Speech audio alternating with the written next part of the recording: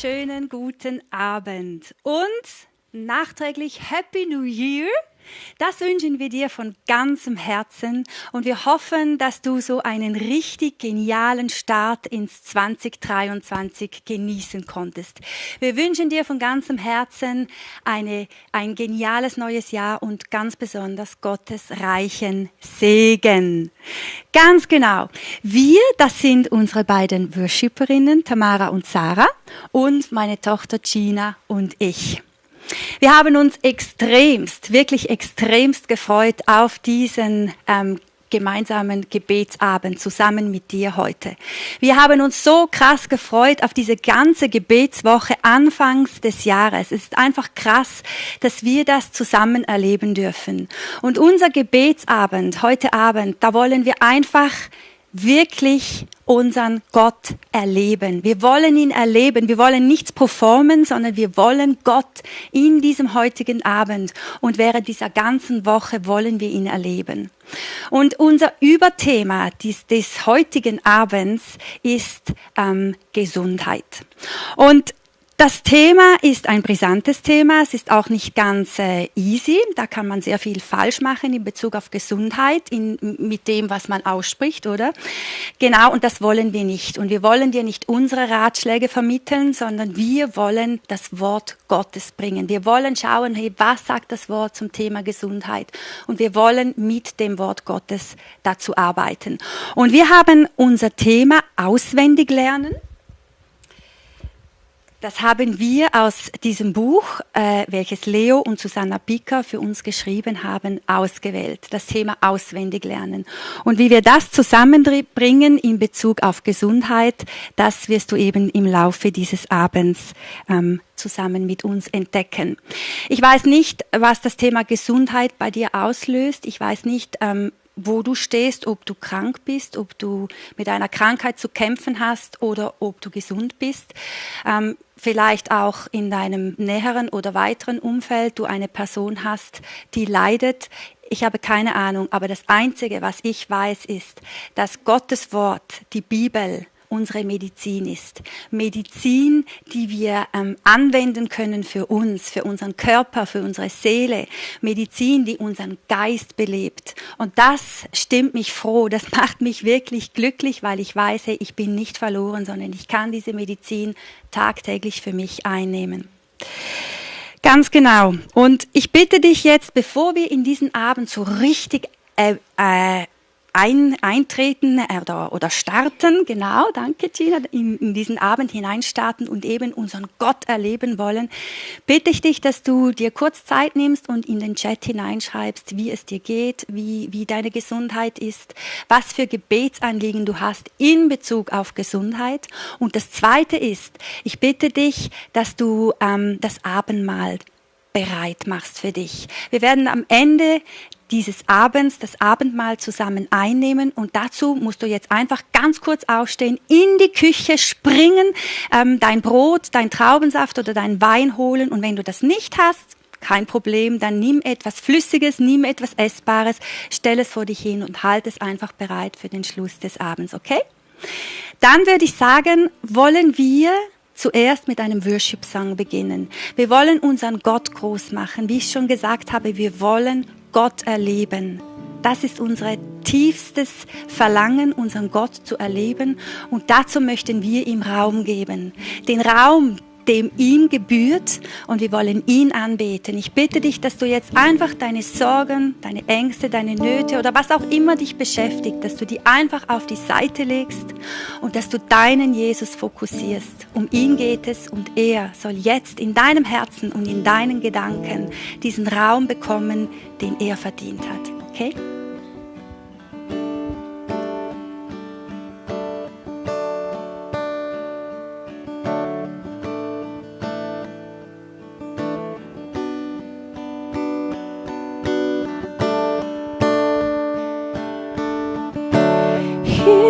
Where I lay it down, every burden, every crown.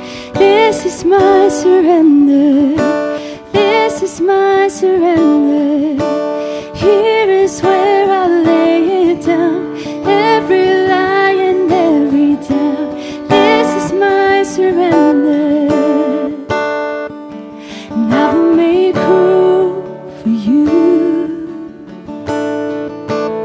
to do whatever you want to do whatever you want to, and I will make room for you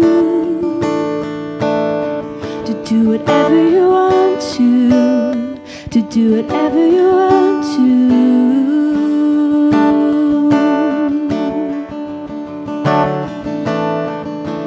Do whatever you want to.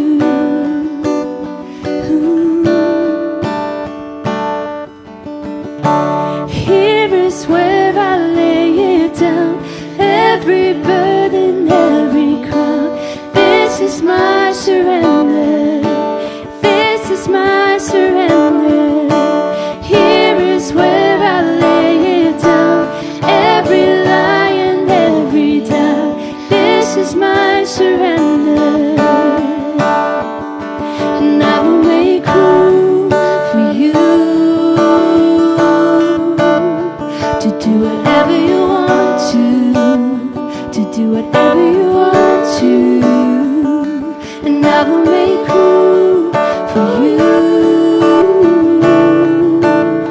to do whatever you want to do whatever you want to. And I will make room for you to do whatever you want to do whatever you want to. And I will make room for you to do whatever you want to do whatever you want to.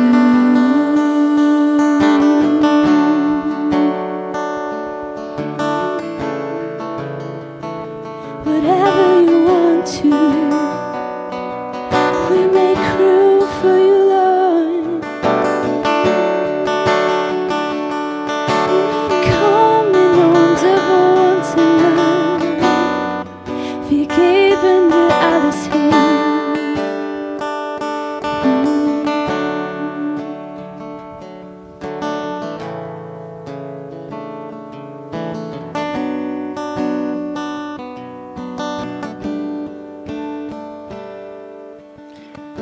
Vater, ich danke dir einfach, dass wir heute Abend in deine Gegenwart kommen können und einfach Platz für dich machen dürfen. Und ich danke dir, machen wir diesen Platz einfach. Jeder einzelne von uns heute Abend geben dir Raum zu wirken, zu sprechen in unser Leben. Und ich danke dir einfach, dass du uns heute Abend einfach auf eine ganz neue Art und Weise berühren darfst. Und ich bitte dich wirklich, dass Menschen, die zuschauen und einfach sehnsüchtig auf eine Antwort warten, die vielleicht einfach mit gesundheitlichen Beschwerden kämpfen, dass du sie heute einfach berührst, dass du ihnen etwas Neues aufzeigst, dass du Perspektive schenkst, dass du deine Perspektive gibst. Und ich danke dir einfach, dürfen wir darauf vertrauen, dass du, wie es im Psalm 147 einfach steht, dass du unsere gebrochenen Herzen heilst und unsere Wunden einfach versalbst oder einfach salbst und reinigst. Und ich danke dir, dürfen wir einfach auf das vertrauen heute Abend und einfach auf dich schauen und wirklich Platz machen in unseren Herzen für dich. Amen. Ich möchte dich ganz speziell heute Abend fragen, wie es dir geht und nicht wie in einem typischen Smalltalk, das Hi, wie geht's dir? Und du sagst einfach gut selbst, sondern wirklich nicht oberflächlich, sondern wie geht's dir? Wie geht's deinem Herzen? Wie steht's um deine Gesundheit? Wie geht es dir? Es nimmt nicht einfach Wunder, du darfst das im Chat schreiben, wie es dir geht, wie es deinem Herzen geht. Und da kommt meine zweite Frage. In diesen Momenten, egal ob es dir heute gut geht, ob es dir großartig geht, das habe ich auch schon gelesen im Chat, oder ob du an etwas leidest, ob das deinem Herzen einfach nicht gut geht heute, gesundheitlich oder sonst wegen irgendetwas, möchte ich dich einfach fragen, ob du das Wort Gottes, deine Bibel gebrauchst in solchen Situationen. Meine Mama hat gesagt, dass die Bibel unsere Medizin ist und das glauben wir. Und deswegen möchte ich dich einfach fragen, brauchst du die Bibel, wenn es dir nicht gut geht oder wenn es dir auch mega gut geht? Öffnest du sie? Kommt dir das in den Sinn? Oder machst du das vielleicht wirklich jedes Mal, wenn dir, wenn es dir nicht gut geht?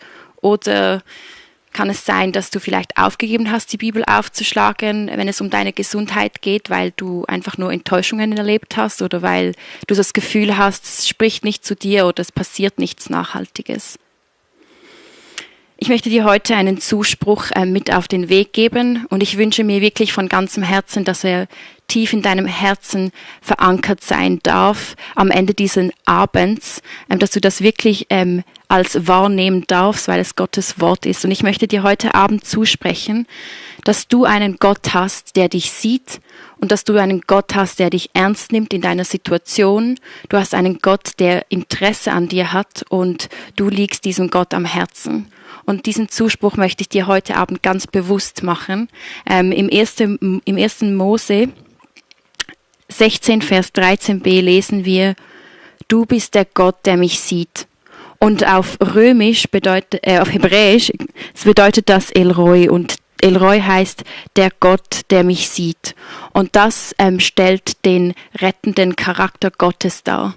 Und ich finde das so kraftvoll und es beeindruckt mich jedes Mal, wenn ich über das nachdenke. Wir haben einen Gott, der uns sieht, dem wir unser Herz öffnen dürfen, weil er es ernst mit uns meint. Und das beeindruckt mich und ich liebe das an meinem Gott, diese Eigenschaft an ihm.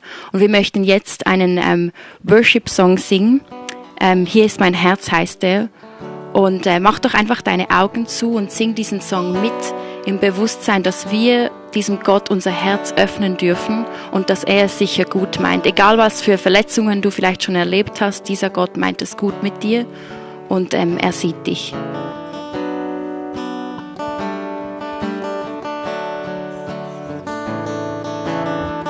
Hier ist mein Herz, ich gebe es dir. Mit offenen Händen stehe ich hier. Ich lasse los, du hilfst in meiner Not. Und schau auf dich allein, mein Gott. Hier ist mein Herz, ich gebe es dir. Mit offenen Händen stehe ich hier. Ich lasse los, du hilfst in meiner Not. Und schau auf dich allein, mein Gott. In dir stehe ich auf festem Grund, mein Anker und mein Zufluchtsort.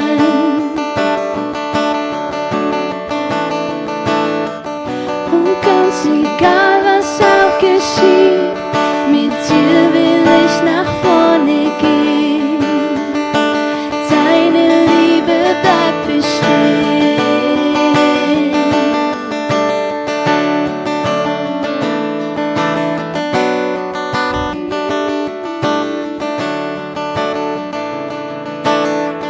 Hier ist mein Herz, ich gebe es dir.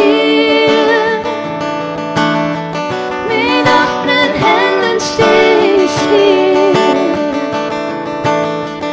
Ich lasse los, du hilfst in meiner Not. Und schau auf dich allein, mein Gott. In dir stehe ich auf festem Grund, mein Anker und mein Zufluchtsort.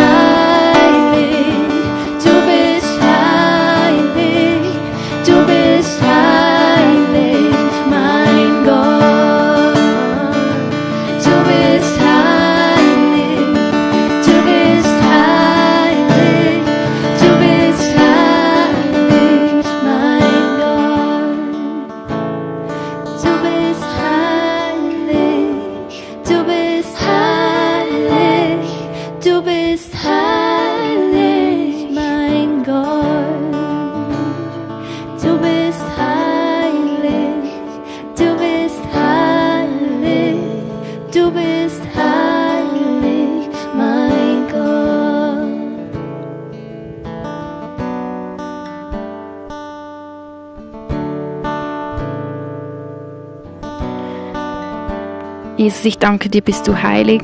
Ich danke dir, dürfen wir einfach darauf vertrauen, dass du heute Abend Wunder machen wirst. Freisetzungen werden heute Abend passieren, davon bin ich einfach überzeugt. Und ich danke dir einfach, dürfen wir darauf vertrauen, dass du uns siehst. Du bist heilig, heilig, heilig bist du. Und ich danke dir, dürfen wir das immer wieder wiederholen. Und ich bitte dich einfach auch, dass du all diese Krippen, die im Moment die einfach im Moment so ein großer Bestandteil sind, einfach im Winter. Ich danke dir einfach, dass du Wunder und Heilung bringst in dieses Schlafzimmer, einfach in die Betten, die einfach die Leute liegen mit Fieber oder sonst irgendwelchen Beschwerden. Und ich danke dir einfach, setzt du frei. Ich danke dir, machst du heute noch Wunder und dürfen wir Zeuge davon sein, dass du das tust. Ich habe auch von Süchten gelesen und Vater, ich danke dir einfach, dürfen wir uns dir hingeben und hinstrecken, dürfen wir uns einfach bewusst sein, dass du alles bist, was wir brauchen, dass das eine Wahrheit ist, die einfach durchdringen darf durch unser Körper. Und ich spreche einfach über diesen Personen aus, die einfach jetzt Suchtprobleme haben und merken, dass sie das einfach beschäftigt und dass sie Angst haben auch vor diesen Süchten, dass du da einfach Friede reingibst und trotzdem aber auch einfach eine Stillung von diesem Verlangen, dass du genug bist und dass das einfach die Wahrheit ist, die einfach vom Kopf ins Herz rutschen darf heute Abend. Du bist genug und ich danke dir einfach, dass auch du gestorben bist für all diese Sachen, die einfach nicht in Ordnung sind. Und ich danke dir auch, dass die Sünden oder dass einfach auch Süchte dazugehören, dass du die uns einfach wegnehmen möchtest und dass wir darauf vertrauen dürfen. Mhm. Und ich danke dir, Vater, von ganzem Herzen, dass du auch in Familien hineinkommst, dass du Familien heilst. Viele im Chat haben geschrieben, betreffend ihren Kindern, Ehepartnern. Ich danke dir einfach von ganzem Herzen, dass du Gesundheit in die Familien bringst, dass du Menschen, die auf Abwägen sind, wieder zurückbringst, dass du Gesundheit in die Familien bringst, Gesundheit in die Familien bringst. Ich danke dir, dass gesunde Familien, dass das ist, was du dir von ganzem Herzen wünschst. Und ich danke dir, und dass du einfach der Gott bist, der Heilung bringt, der Befreiung bringt von Religiosität, von Manipulation und von Sachen, die in Familien sind, die nicht hineingehören. Rebellion, all das binden wir in deinem Namen und wir sprechen Gesundheit aus. Danke, Vater. Amen. Gottes Wahrheiten vertiefen, das ist das Erste, was wir heute Abend zusammen beleuchten wollen. Gottes Wahrheiten vertiefen. Genau das, was wir jetzt gesungen haben, das, was wir jetzt gebetet haben, das sind Wahrheiten Gottes. Die Wahrheit ist, dass Gott uns frei machen möchte, dass er uns heilen möchte, dass er uns sich offenbaren möchte, dass er uns sieht, dass wir ihm wichtig sind an Körper, Geist und Seele. Und genau um das geht es. Und das wollen wir jetzt einfach vertiefen. Und ich werde jetzt den Psalm 23 lesen, Verse 1-4. Und du darfst gerne zu Hause deine Bibel aufschlagen und mit mir zusammen lesen, ganz egal, was für eine Übersetzung du hast. Und ich beginne mit dem Vers 1. Da heißt es, der Herr ist mein Hirte. Ich habe alles, was ich brauche. Er lässt mich in grünen Tälern ausruhen. Er führt mich zu frischen Wassern. Er gibt mir Kraft. Er zeigt mir den richtigen Weg um seines Namens willen. Auch wenn ich durch das dunkle Tal des Todes gehe, fürchte ich mich nicht, denn du bist an meiner Seite. Dein Stecken und Stab, die stützen, schützen und trösten mich. Und das ist eine Wahrheit, die wir verinnerlichen können. Und wie wir das machen können, ganz konkret, das wird uns jetzt Gina erklären, anhand von diesen 4 Versen aus diesem Psalm 23. Genau, eine Art, wie ich es persönlich liebe, Verse zu vertiefen und anzuwenden, sind wirklich Proklamationen. Ich liebe es, Verse über mir auszusprechen. Ich liebe es, laut auszusprechen. Und ich hoffe, du bist da mit mir dabei, wenn wir das zusammen gemeinsam tun. Du darfst dir kurz überlegen, vielleicht gibt es einen Vers, der sich seit Jahren begleitet in deiner Gesundheit. Vielleicht gibt es etwas, was gerade zu deiner Situation passt, irgendein Vers. Dann nimm doch den und mach diese Übung mit mir. Wenn du aber jetzt gerade sagst, da kommt mir gleich keinen Vers in den Sinn, dann darfst du natürlich den Psalm 23 mit mir über dir aus proklamieren. Es gibt 3 Varianten, wie man proklamieren kann und die mir persönlich extrem fest helfen. Und es sind einfach so verschiedene Betonungen, diese 3 Varianten. Und das erste ist, ich spreche zu mir selbst. Ich spreche das Wort mir selber zu und über mir aus. Und das hilft mir einfach, zu mir Bewusstsein. Ich lese die Bibel nicht einfach Vers für Vers durch, sondern diese Bibel meint mich. Gott meint mich und er meint auch dich ganz persönlich. Und deswegen machen wir das anhand von Vers 1 und 2. Der Herr ist mein Hirte. Ich, Gina, habe alles, was ich brauche. Er lässt mich in grünen Tälern ausruhen. Er führt mich zu frischem Wasser. Ich betone das ganz bewusst so über mir, einfach um mir nochmals bewusst zu werden, ich bin gemeint, ich, Gina, bin gemeint. Und da darfst du einfach auch deinen Namen einfüllen, um einfach nochmal dem Vers mehr Kraft zu geben dabei. Die zweite Variante ist, du kannst den Vers über Gottes Größe, also einfach so lesen, dass du Gott betonst, dass du Herr betonst, dass du ihn betonst, dass du dein Merkmal darauf setzt. Und das machen wir, um einfach mehr Ehrfurcht zu bekommen. Es ist eine Dankbarkeitshaltung und gleichzeitig sehen wir einfach nochmal mehr, was er alles für uns tut. Im Vers 3 kann das so klingen. Er, mein Gott, gibt mir Kraft. Er zeigt mir den richtigen Weg um seinen Namens willen. Und das ist so wichtig für mich, weil das nimmt mir Druck weg, wenn ich weiß, er zeigt mir den Weg. Ich muss ihn nicht selbst suchen, sondern mein Gott macht das für mich. Und das erleichtert mich, das löst Stress von mir, das löst Druck von mir. Und gleichzeitig darf ich mir das einfach nochmal ganz bewusst sein, dass dieser Weg mir vorbereitet auch und dass er mir das zeigt und dass er mir Kraft gibt. Die dritte Variante ist, dass du zum Feind, zum Teufel ganz direkt sprechen kannst. Ich liebe das ganz persönlich. Vielleicht kennst du das so gar nicht, diese Variante. Ich liebe es, zum Feind zu sprechen, einfach um ihm klarzumachen, wer da an meiner Seite ist und wer den Kampf bereits gewonnen hat. Was mir dabei immer einfach mega, mega wichtig ist, dass wir das Zentrum, also Jesus, nicht aus den Augen verlieren. Ja, wir können sehr offensiv zum Feind sprechen, gerade wenn du vielleicht göttlichen Zorn über deine Enttäuschungen spürst oder du merkst, es nervt dich, dass du seit Jahren mit deiner Gesundheit am Kämpfen bist und das Leben ist nicht fair und das kann manchmal einfach auch einen Zorn bei uns hervorbringen und da merke ich einfach, darf ich dem Feind auch ganz bewusst etwas sagen, wenn ich Gott dabei nicht aus den Augen verliere und ihn ganz bewusst ins Zentrum rücke. Im Vers 4 kann das so klingen, so mache ich das auf jeden Fall.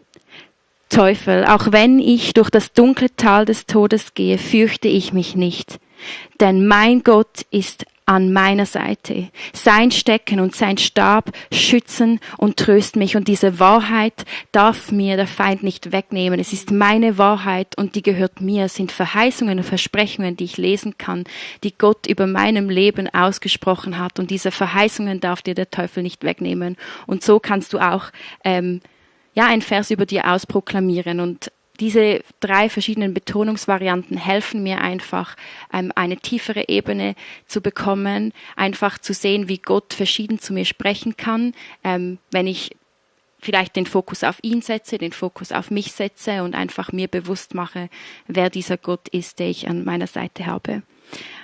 diese Verse, die ich über mir ausspreche und proklamiere, die repetiere ich auch einfach ganz viel und ich lerne sie wirklich auswendig. Das mache ich, indem ich Sachen laut ausspreche. Ich schreibe sie auf Karten auf. Ich gehe an die frische Luft. Ich mache mir die einfach im Alltag nochmal bewusst. Einfach diese Verse, die gerade in meiner Situation für mich wichtig sind. Und das mache ich einfach, um dem Heiligen Geist Raum zu geben, in meinem Alltag wirken zu dürfen, indem er einfach Verse aufploppen kann, ganz bewusst in meinem Alltag. Und ich liebe das, wenn ich merke, dass ich Verse auswendig gelernt habe und dann sprechen sie zu mir in einer Situation. Ich bin so, der bin ich ja schon seit Wochen auswendig am Lernen und genau jetzt kann ich ihn mega gut gebrauchen. Und das hilft einfach auch. Ich glaube, der Heilige Geist kann dich so einfach auch ausrüsten, damit du eben den Stimmen der Welt oder deines Umfeldes oder der Negativität nicht mehr so viel Raum geben kannst, sondern diese Wahrheit, Gottes Wort, und das ist Wahrheit, wird einfach immer tiefer in dir. Und da geht es nicht darum, du musst die ganze Bibel auswendig können am Ende des Jahres, wenn du das willst, mega gut für dich. Aber es geht darum, dass wir uns ausrüsten und wirklich bereit sind für den Kampf, wenn Negativität unser Leben wieder angreifen will. Amen. Wow. Mega. Mega. Vielleicht hast du auch einen Lieblingsvers, den du vertiefen möchtest. Vielleicht hast du ihn bereits vertieft, keine Ahnung. Vielleicht die Jahreslosung, vielleicht eben ein Lieblingsvers, der dich seit Jahren begleitet. Vielleicht ist es der Psalm 23. Beim nächsten Lied, wenn es darum geht, dass wir Gottes Geist einfach Raum geben und ihm sagen, wie wichtig er für uns ist, kannst du dir überlegen und auch Gott bitten, dir einen Vers zu geben, den du vertiefen kannst.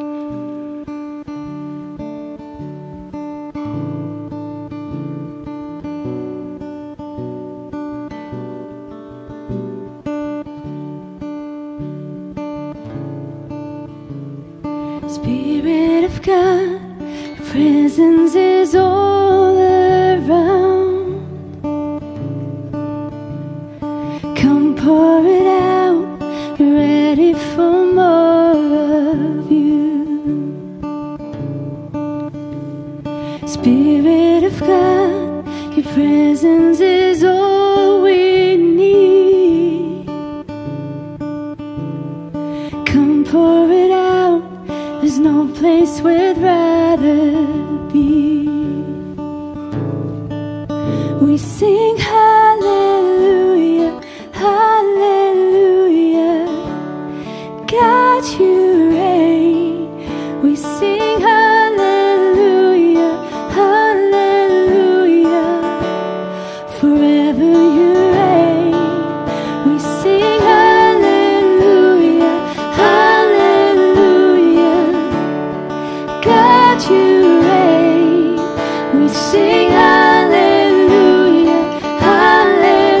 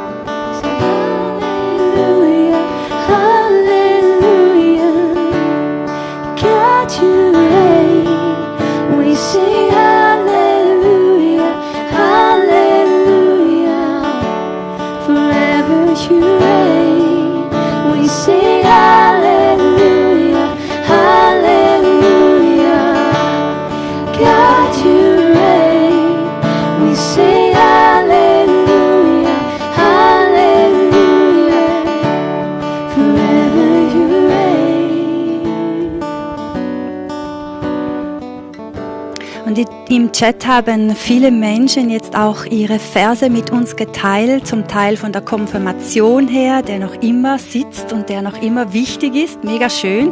Und zum Teil auch neue Verse, eben, das ist einfach wunderbar. Und vertiefe diese Verse, so wie es Gina dir vorhin erklärt hat, das ist wirklich Gold wert. Wir wollen die Verse aber nicht nur vertiefen, sondern wir wollen auch die Verse anwenden. Und dazu möchte ich eine kurze, ganz klitzekleine kurze Übung mit uns machen und dazu darfst du gerne deine Augen schließen. Du kannst dir jetzt vorstellen, dass du auf dem weiten und offenen Meer bist. Du und dein Motorboot. Das Einzige, was du hast, ist dein Boot mit dem Motor.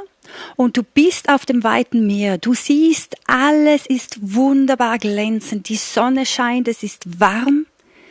Das Meer mit den leichten Wellen, die an dein Boot heranschwappen, sind golden, haben goldene Kronen.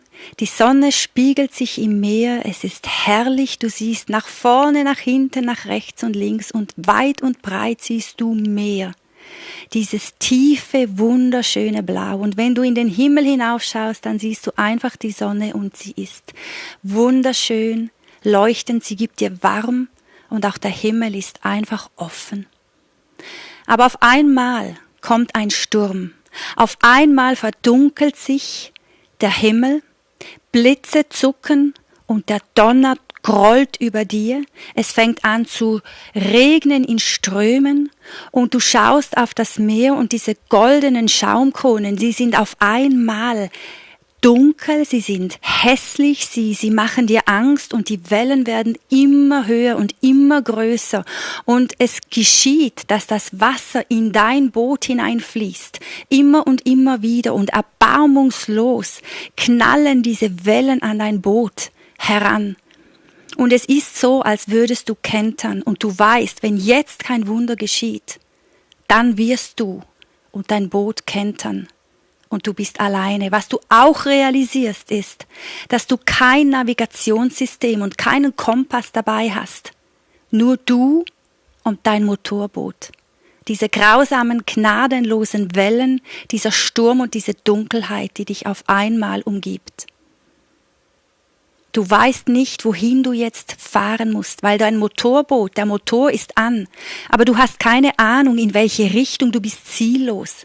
Du weißt nicht, was vorne ist, du weißt nicht, was hinten ist, was rechts und links ist, du weißt nicht, wo du dich befindest, du weißt nicht, wo das Land ist. Und jetzt kannst du die Augen wieder öffnen. Und wenn du so ein gutes Vorstellungsvermögen hast, wie ich zum Beispiel, dann warst du jetzt mittendrin.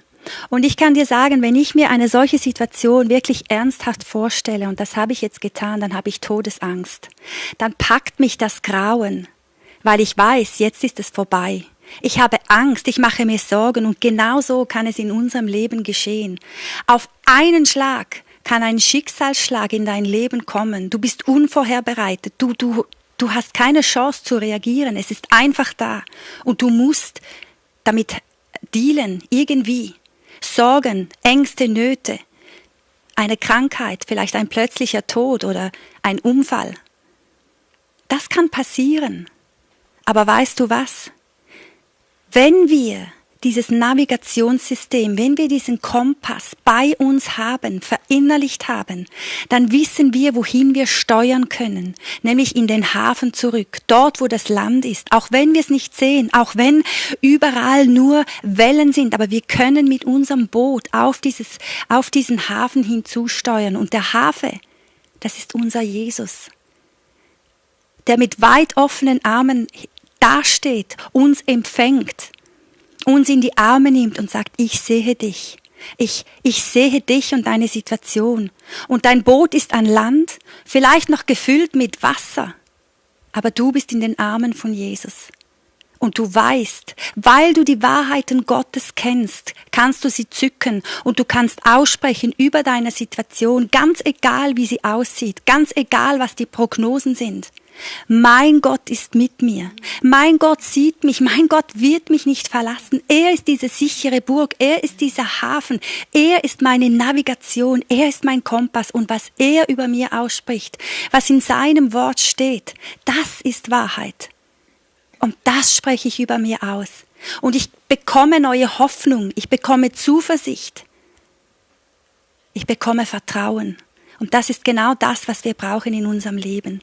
Und Gina, du hast vor circa 2 Jahren hast du eine krasse Situation erlebt, in der du in einem Sturm warst, in der du in einer tiefen Nacht warst. Magst du uns davon erzählen? Ja, vor 2 Jahren ging es meinem Herz nicht so gut. Ich habe sehr, ich möchte nicht sagen stark, aber ich habe eine sehr starke depressive Phase gehabt. Und mir ging es einfach nicht gut psychisch und das kam sehr schleichend, muss ich sagen. Es hat mich einfach auch ein bisschen übermannt und in dieser Phase gab es für mich nicht unbedingt viel, was ich tun konnte. Ich habe mich sehr oft sehr nutzlos gefühlt oder auch taub in meiner Situation. Und da habe ich mir einfach eine Fürbittergruppe erstellt quasi, gerade aus dem Grund, weil ich einfach nicht für mich einstehen konnte im Gebet, eigentlich meine Liebessprache zu Gott. Und meine ganze Familie ist einfach extrem fest für mich eingestanden in dieser Zeit, hat für mich gebetet, hat Kämpfe gekämpft im Gebet, darunter auch du, Mama, und du hast wie eine Löwin für mich gekämpft und dafür bin ich extrem fest dankbar. Und sie hat wirklich sehr viel über mir ausgesprochen, auch proklamiert, sie hat für mich gekämpft und dafür bin ich extrem fest dankbar. Aber irgendwann kam es so an einen Punkt, an dem ich gemerkt habe, jetzt muss ich selbst wieder für mich aufstehen und kämpfen und jetzt habe ich so einen Rückenwind bekommen von dieser Fürbitte, aber jetzt geht es darum, dass ich wieder Dinge und Verse über mir ausspreche und einfach wieder aktiv ins Gebet gehe. Und dabei hat mich einen Vers sehr, sehr stark begleitet, der steht im Sacharja 2,9. Ich möchte euch den gerne vorlesen. Und ich selbst will, spricht der Herr, eine feurige Mauer rund um mich, Gina, in dieser Situation sein und will mich herrlich darin erweisen. Und diesen Vers habe ich vor Jahren als meine Jahreslosung gezogen und habe den sehr unbewusst an mein Bett geklebt oder an den Spiegel meines Bettes. So. Und den habe ich nie groß beachtet, aber in dieser Situation war der da und er hat so fest zu mir gesprochen, ich wollte diese feurige Mauer um mich herum, ich wollte sehen, wie sich Gott als feurige Mauer erweist und ich habe diesen Vers auf und ab gesprochen, ich habe ihn auswendig gelernt, ich habe ihn verankert in meinem Herzen, ich habe ihn weinend ausgesprochen, ich habe ihn rausgeschrien, ich habe alles damit gemacht und ich habe ihn einfach so lange wiederholt, bis diese Wahrheit von Gott, die sehr, sehr lange nicht in meinem Kopf angekommen ist, aber noch 30, 40 Mal auswendig lernen und aussprechen und einfach über mir proklamieren, ist diese Wahrheit, habe ich die annehmen können in meinem Kopf und es ist dann einfach, konnte einfach auch so in mein Herz sinken und das hat mir so gut getan und das hat mich einfach mega berührt, wie Gott einfach auch die Bibel nutzen kann, um uns zu heilen und um unsere einfach mit uns zu sein und uns in diesen Situationen zu begleiten. Und dieser Vers war so wichtig für mich in dieser Zeit. Und es gibt noch mal einen Vers, den ich euch vorlesen möchte. Der steht in der Offenbarung 21,4. Da steht, er wird alle ihre Tränen abwischen. Es wird keinen Tod mehr geben, kein Leid und keine Schmerzen und es werden keine Angstschreie mehr zu hören sein. Denn was früher war, ist vergangen. Meine Mama hat in ihrem Bild erklärt, dass es manchmal Situationen gibt, in denen wir dann ankommen an diesem sicheren Hafen in der Ewigkeit bei Jesus. Und da kann es sein, dass noch Wasser in diesem Boot drin ist. Und ich glaube ganz, ganz fest daran, dass auch wenn das Wasser noch drin ist, sprich vielleicht nicht eine komplette Heilung passieren konnte oder falls da noch irgendwelche Dinge einfach mitgenommen werden und gewisse Dinge vielleicht auch einfach nicht geheilt sind oder gewisse Wunden noch nicht komplett abheilen konnten, glaube ich ganz, ganz fest daran, dass die Wahrheit ist, dass Jesus uns am Schluss alle Tränen abwischen wird und dass das unsere Hoffnung und unsere Zuversicht ist, dass wir einen Gott haben, der sich einfach für uns interessiert und der uns nicht im Stich lässt in solchen Situationen, der eben uns einen Kompass zur Verfügung gibt in unserem Sturm. Und das durfte ich erleben in meiner Geschichte, dass ich einen Kompass zur Verfügung hatte. Das waren Bibelversen, das waren Gebete, das waren aber auch meine Familie. Und für das bin ich mega dankbar. Und ich merke einfach, dass mich das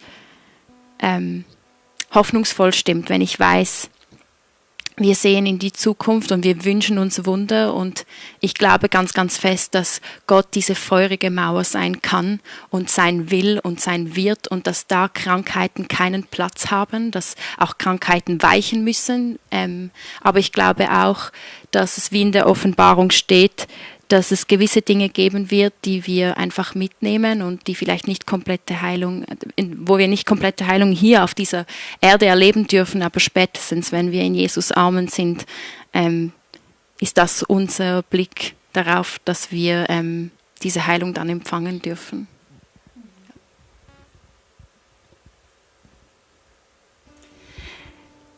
Ja, das glaube ich auch und ich glaube auch, dass eben sowohl als auch, so wie du es gesagt hast, und einfach, das ist wunderschön, einfach zu wissen, dass wir einen Gott haben, der für uns ist und der so oder so, in was für einer Situation wir auch sind, einfach für uns da ist und uns begegnen möchte, befreien, heilen möchte, zu sich nehmen möchte. Genau.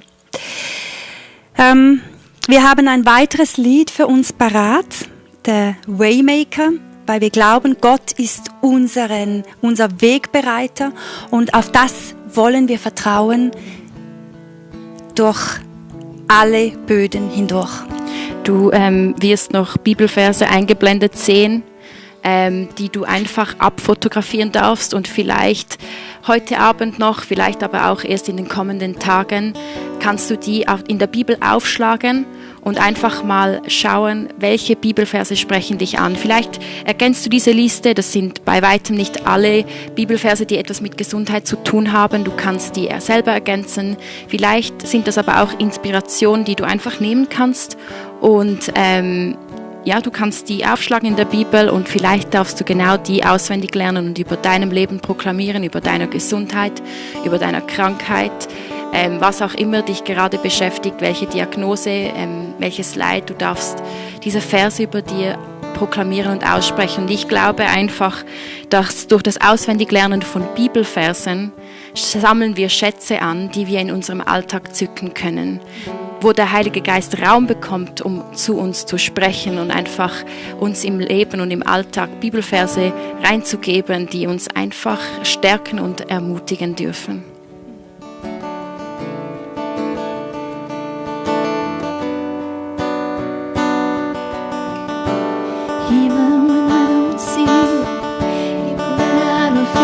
You're working, never stop working, never stop, you never stop working. Even when I don't see it, you're working. Even when I don't feel it, you're working. You never stop working. You never stop working. Even when I don't see it, you're working. Even when I don't feel it, you're working. You never stop working. You never stop working. Even when I don't see it, you're working. Even when I don't feel it, you're working. You never stop working. You are waymaker, miracle worker, promise keeper, light in the darkness, my God, that is who you are. You are waymaker, miracle worker, promise keeper, light in the darkness, my God, that is who you are. You are waymaker, miracle worker, promise keeper, light in the darkness, my God, that Danke, Jesus. Danke, dass du unser Wegbereiter bist. Danke, dass du das Licht bist in der Dunkelheit. Ich danke dir von ganzem Herzen, dass du mit uns bist und dass du den Weg kennst, den wir gehen werden hier auf dieser Erde, zusammen mit dir. Danke, Jesus. Ich möchte dich ermutigen, einfach zu glauben und zu wissen, dass Gott dich sieht, dass du ihm wichtig bist und dass er dich nicht im Stich lässt, dass deine Situation, in der du bist, ihm wichtig ist. Es ist so und das darfst du glauben. Nimm es zu dir, mach es zu eigen dir. Dein Gott sieht dich und du bist ihm wichtig. Ich möchte dir das mit ganz großem Nachdruck einfach nochmals zusprechen, weil es ist so wichtig zu wissen, dass dein Gott dich sieht, dass du das wirklich glauben kannst, fühlen kannst, dir zu eigen machen kannst. Und genau, dass er an deiner Situation interessiert ist. Ebenso möchte ich dir zusprechen, dass diese Verse, wenn du sie auswendig lernst, dass sie einen positiven Impact haben werden in deinem Leben. Such dir Verse aus der Bibel aus, bete dafür und bitte Gott, dir wirklich Verse situationsbedingt aufzuzeigen und lerne sie auswendig und glaube daran, dass du diese Medizin, wenn du sie täglich einnimmst, diese Verse, die du über dir meditierst, aussprichst, die du lernst, die du vertiefst, dass sie eben auch wirklich einen gewaltigen Impact haben, dass sie Leben verändern, dass sie freisetzen, dass sie heilend sind, weil Gott sagt in seinem Wort, dass sein Wort nicht leer ausgehen wird, sondern er sendet es aus und es geht nicht leer aus, sondern es tut so, was es verheißen ist. Genauso wie der Schnee und der Regen fällt, der tränkt die Erde und genauso wird das Wort Gottes dich tränken.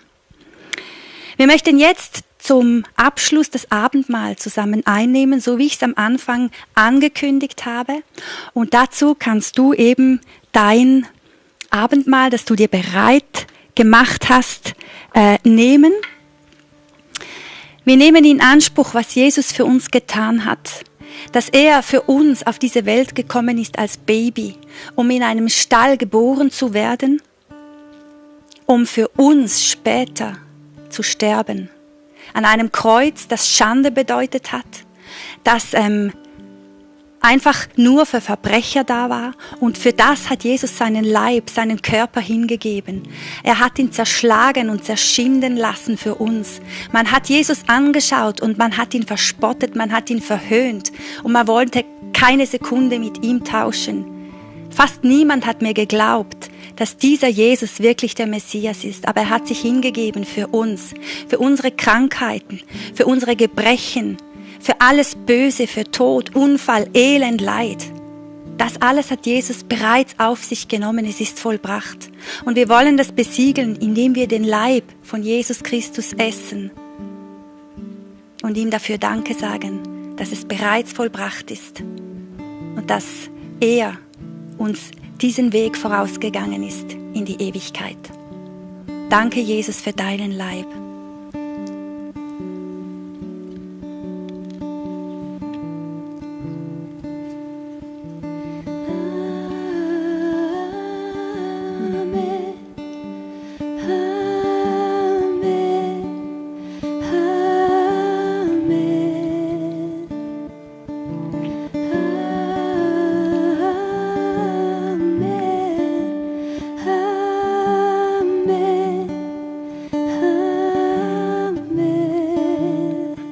Und ich danke dir auch, Vater, für deinen Sohn Jesus, der sein Blut vergossen hat am Kreuz, um uns rein zu machen, um uns heilig zu machen, um uns weißer als Schnee zu machen, um uns zu reinigen, zu heiligen, um uns zu vergeben, jede Sünde, die wir getan haben.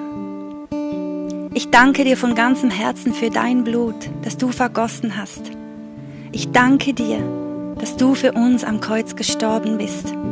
Für die Tatsache, dass keine Sünde uns mehr anklagen darf und kann. Denn du hast es vollbracht, du hast entmachtet, was der Feind uns gebracht hat. Du hast überwunden durch deinen Tod.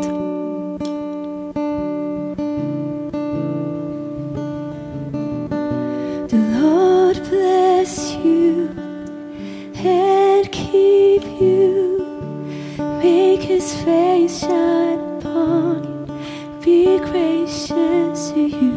The Lord turn His face toward you and give you peace. Danke, Jesus, für den Frieden, den du uns gebracht hast. Durch deinen Tod am Kreuz. Und ich danke dir, dass du nicht mehr am Kreuz hängst, sondern dass du auferstanden bist. Auferstanden von den Toten, uns vorausgegangen bist. Ich danke dir von ganzem Herzen für diesen neuen Bund, den du uns gebracht hast. Für unsere Erlösung. Du, Jesus, bist der Weg, die Wahrheit und das Leben. Und wir kommen zu dir, Vater, weil wir dich, Jesus, erkannt haben. Danke für deine Heilung, für deine Befreiung. Danke für das Vergeben unserer Sünden. Danke, dass du uns vergibst. Ich danke dir von ganzem Herzen. Und wir proklamieren über uns aus: Der Herr segne und behüte uns. Der Herr lasse leuchten sein Angesicht über uns und sei uns gnädig. Der Herr erhebe sein Angesicht über uns und schenke uns Frieden. Amen. The Lord bless you and keep you. Make His face shine upon you. Be gracious to you. The Lord turn His face toward you and give you peace. Wow, was für einen Abend. Wir sind leider schon fast am Ende unserer Zeit angelangt. Ich möchte eigentlich einfach bei euch bedanken, dass ihr euch eingeschaltet habt, dass ihr dabei wart und einfach auch für die unzähligen Nachrichten im Chat, einfach, dass ihr euch geöffnet habt und ehrlich wart über eure Situation, dass ihr Bibelverse geteilt habt. Es ist wirklich ein Segen, so ein Online-Gebet machen zu dürfen. Ich möchte euch noch hinweisen auf das Buch Bibellesen wie niemals zuvor, das Leo und Susanna Bigger geschrieben haben mit einem riesigen Volunteer-Team. Hier drin sind 31 Arten, Strategien, wie du Bibel lesen kannst. Und dieses Buch wird uns die nächsten Wochen, ich glaube den nächsten Monat, wird es uns einfach noch sehr intensiv beschäftigen. Und ich freue mich einfach mehr darüber zu erfahren. Wenn du diesen Abend genauso ermutigend gefunden hast wie ich, darfst du diesem Video sehr, sehr gerne einen Daumen nach oben geben, damit wir einfach das Evangelium, auch das Thema einfach in diese Online-Welt hinausbringen dürfen. YouTube-Algorithmen sei Dank. Und genau, wenn du das Video auch teilen möchtest, kannst du das gerne deinen Freunden oder vielleicht Verwandten zusenden, die vielleicht in einer schwierigen gesundheitlichen Situation sind und denen das vielleicht genauso gut tut, wie es vielleicht auch dir heute Abend gut getan hat. Genau. Dann will ich einfach noch Danke sagen, dass ihr dabei wart. Auch danke euch, Sarah und Tamara, dass ihr einfach uns diesen Abend mit Worship begleitet habt. Es war so wirklich ein Segen, dass ihr da seid und einfach unser Abend so perfekt gemacht habt. Es war eine solch schöne Ergänzung. Genau. Und ich möchte dich auch einladen, dass du morgen um 19.30 Uhr selbe Zeit wie heute auf dem gleichen Kanal wieder einschalten kannst. Wir gehen in den nächsten Gebetsabend mit Ladina und David Hofer zum Thema Ressourcen. Und ich bin schon sehr gespannt, was sie zu dem Thema bringen werden. Lass dir das nicht entgehen und sei unbedingt mit dabei. Ich wünsche dir ganz einen schönen Abend und eine schöne Restwoche. Tschüss!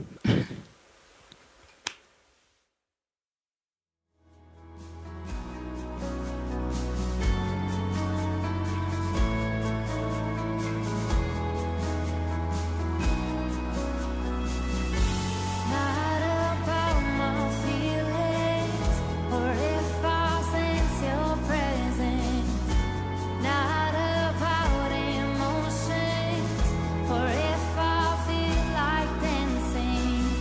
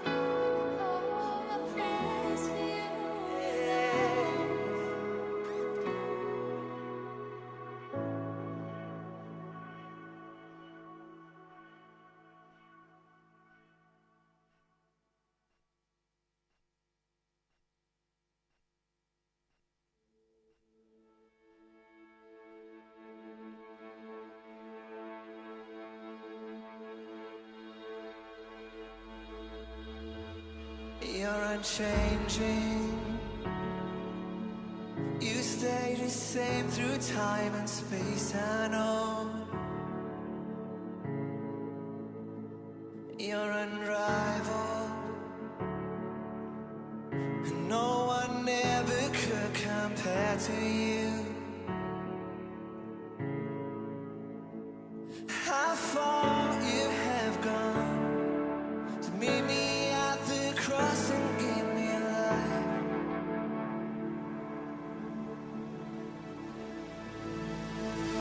Help me to never forget what you have done at the cross, where my sin was laid.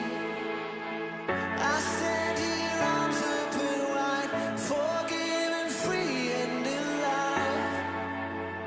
Who is like our God?